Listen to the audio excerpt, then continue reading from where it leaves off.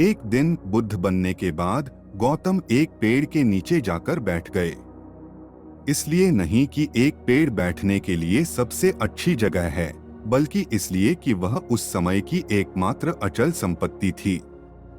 हर जगह इतनी इमारतें नहीं थीं। कड़ी धूप में बैठने की बजाय पेड़ के नीचे बैठना एक सुखद स्थान था। अपने व्यापार में अत्यंत निपुण एक ज्योतिषी स्नान के लिए नदी पर आया और उसने नदी तट पर एक पदचिह्न देखा। ऐसे अवलोकन हैं जिनके माध्यम से किसी के पैरों की स्थिति को देखकर कोई भी सटीक अनुमान लगा सकता है कि वह क्या करेगा।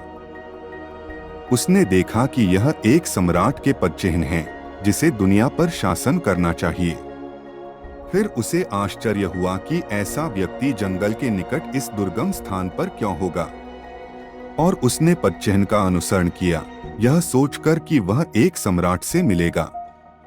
तभी उन्होंने गौतम नामक साधु को एक पेड़ के नीचे बैठे हुए देखा। उसने यह देखा और सोचा, या तो मेरा ज्योतिष बिल्कुल गलत हो गया है, या मुझे मूर्ख बनाया जा रहा है, या मैं किसी प्रकार के मतिभ्रम में हूँ।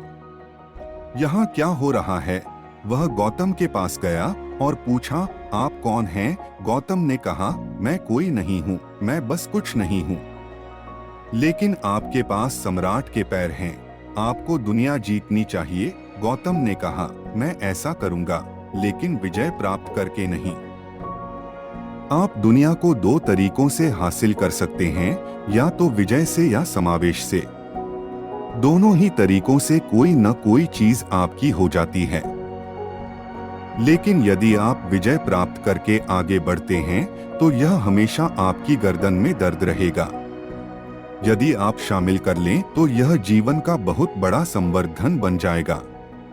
उन्होंने कहा, मैं दुनिया का सम्राट हूँ। ज्योतिषी ने कहा, आप साधु हैं, आपके पास कुछ भी नहीं है। मेरे पास कुछ भी नहीं है और मैं कुछ भी नहीं हूं, इसलिए सब कुछ मेरा है। कुछ नहीं होने का मतलब यह नहीं है कि आप किसी काम के नहीं हैं। जब आप कुछ नहीं हैं, तो इसका मतलब है कि आप सर्व समावेशी हो गए हैं।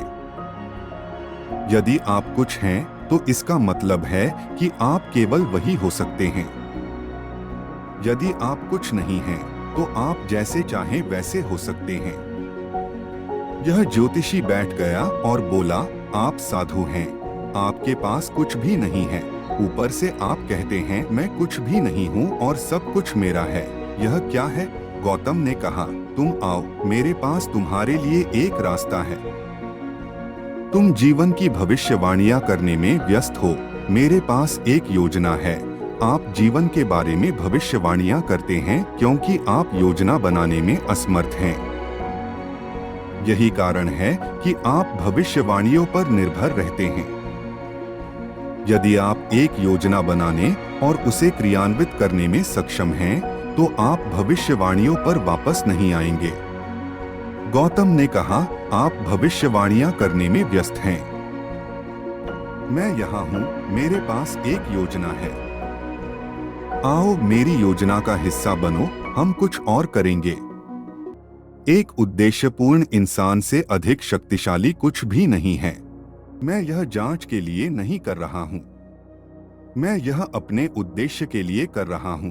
जब आप मर जाएंगे और चले जाएंगे, तो कोई भी भौतिक चीजों को याद नहीं रखेगा। वे आपके द्वारा छोड़ी गई विरासत को आपके कारण याद रखेंगे।